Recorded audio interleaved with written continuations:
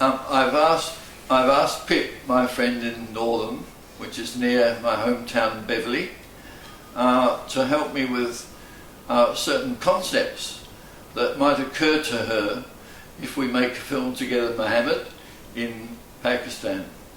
I present to you Pip Corteen. No, you don't. You present Pip Corteen. Excuse me, Pip Corteen. That wasn't being pedantic, by the way. That was just that's accuracy. Oh, good. It's looking good. Yeah, Murray and I have a lot of fun when he comes to visit. Always great to chat to. And his latest plan is to visit Pakistan, and he wants to film while he's there. So he asked what sort of things, 5 things that I would be interested to see. And this was just spur of the moment stuff, so it's a pretty ordinary list actually. It's all the usual things. So I start with markets, because wherever I've been, I always like to go to the local markets and see what people are buying and just how people go shopping, just those basic ordinary things. Also the colours. And sometimes if you get your shots right, it's almost as if you can smell where you are, so I'm hoping for that. Although I imagine that some of the smells won't be marvellous. So that was the market scene, and then I thought, I know Sue, who I introduced Murray to today. She actually sends money out to the Punjab to help the brick makers out there who are desperately poor. I mean, not just a little bit, but desperately, and they're sort of Are they slaves? I would describe it as that, because they become indentured and they get into debt and can't pay it. So basically they're there for life. And their children have to work. So is there such a thing as social security in Pakistan? No. Oh, really? No. So Sue and Bruce do this fundraising, and they have done things like build little one-room homes for these people that are secure and very simple, very basic. And of course, as you said yourself earlier on, building out there is very different cost-wise than building here. And of course they make the bricks, don't they? And they've also bought a rickshaw, motorised rickshaw, for a man who lost one leg, I think. One leg. One leg, yes. So provide him with a means to make money for his family, which of course is very important for him as the man of the house. Yes. And so that was the second idea, was to make that contact and see if Murray can. It's only 400 kilometres away from Karachi, which is nothing in Australia and might be quite a trek over in Pakistan. That Their bus system is superb. Is it? But maybe crowded, and that's the other thing. I said transport, so I'm not doing this in order particularly, but train stations and bus stations. I mean, that you can never be bored waiting for a train or a bus. I remember doing it as a very young person in London, at Victoria Station. But all over the world, people travel, and just watching them pack the bus, get on the bus, climb on top of the bus, whatever, is always interesting. And this sort of connects to the trying to get married to have access in the Punjab. The difference between rural living and urban living is always interesting to me, particularly in countries like that, because it's so vastly different. And so seeing the contrast, so if you film with Mohammed around Karachi, you get a very different sense of what Pakistan is than if you're filming in the Punjab, where they're making bricks. If you could get to Kashmir, it's on everybody's bucket list to go up to the lakes there, but that's a troubled area at the moment, so we don't know what it'll be like in February. My brother and his wife, I told you last night, have been 10 times back to the Indian side of yes. Yeah. And I don't know at this stage politically which bit of India or which bit of Pakistan it's actually in, or you know, whether you'll be able to go. On politics, of course. Well, we're talking about 1951 and the huge change. So Pakistan is quite a young country, isn't it? It is, yeah, and for the purposes of this, we don't need to go into all the history of that and the trial it was actually for those people to be shifted around. But to the political side of things, there's a lot of unrest in Pakistan, as there is all over the world at the moment, sadly. But that brought us to Imran Khan, because on Murray's bucket list is cricket, of course, and my father would never forgive me for not having thought of cricket when I thought of Pakistan. And of course Imran used to captain the Pakistani cricket team, then eventually became Prime Minister. Now he's in disgrace.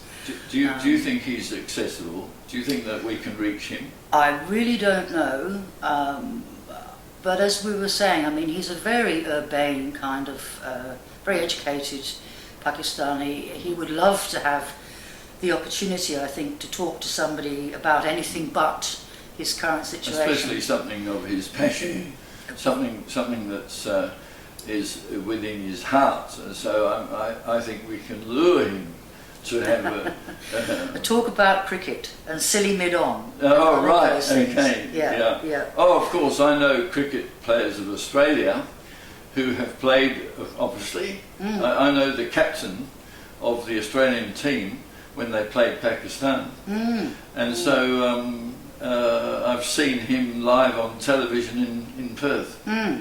Well, perhaps you could arrange something through him, you never know. Yeah, right. Always aim high.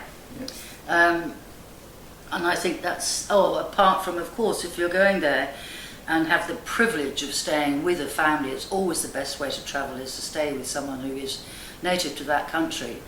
Then you would have a wonderful opportunity to interview Muhammad and perhaps other members of his family, perhaps the women. Why do you say perhaps women? Because it depends. For some people that would be, they wouldn't want to, the women wouldn't want to appear on camera. And you might find that in the Punjab as well. It might be difficult. There's always going to be small differences amongst the women. There might be the women that are in television. There's television announcers doing doing the weather on Pakistani TV. Yes. Yeah. Have you gone through your list? I pretty much have, yes. Okay. I will ask you then to save, because you've crossed the boundary into my list of 5 things that are important. Could you now let me introduce Mohammed. I've introduced him to artificial intelligence, and he has made for me several movies using AI telling the story of Winnie the Pooh. Now BBC is not very keen on Winnie the Pooh. Mohammed asks, I'm asking you, what is your impression of artificial intelligence and the level of which it's penetrated Pakistan versus Western countries? That is something that you, of course, can find out, because I wouldn't have a clue. Right. But AI in general is... I barely understand. I understand enough to know that it's extremely dangerous and potentially... have you seen the podcast of Elon Musk? I've seen snippets of Elon Musk talking to Joe Rogan.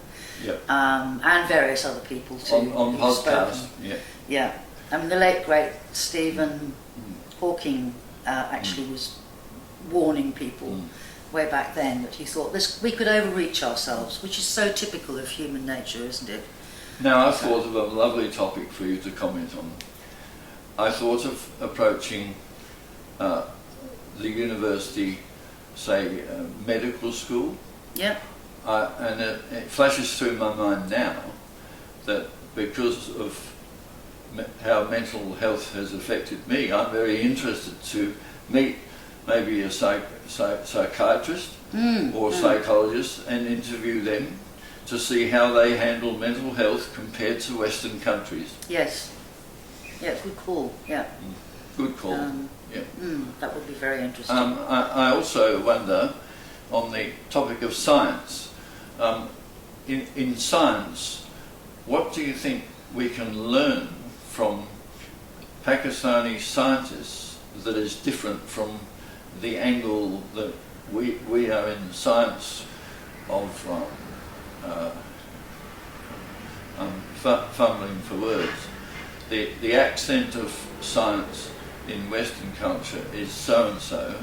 Would be curing disease, perhaps, cancer research, things like that. Right. Okay.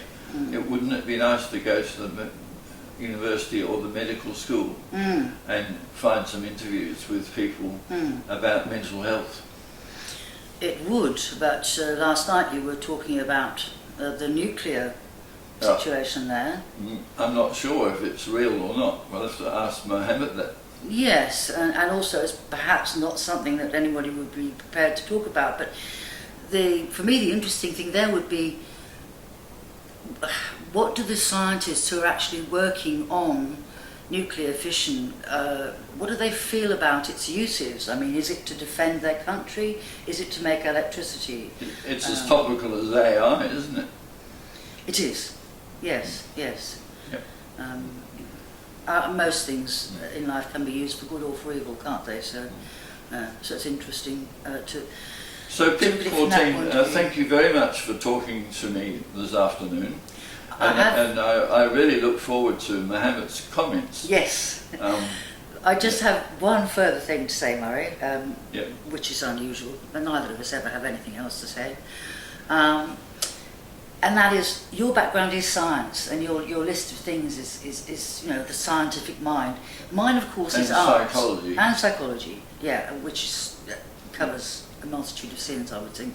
Yes. But, of course, the arts, and so the other things that I would do, and I would differentiate between the tourist arts, crafts stuff, and the actual people who are still using hand looms to make rugs, people who are still using potter's wheels to make not trinkets for the tourists, but things that they will use. And I would be very interested to see some of those sorts of things. And of course, you can also go to your art galleries and museums, because there's a fascinating history there. Well, I'm very interested in sculpture. Yes. How do you imagine? Yes, there'd be a lovely opportunity, wouldn't there, to meet one or two sculptors from... Oh, well, if you could do that, so much the better. Yes. Okay. The sky's your limit. Is that it then? I would think so.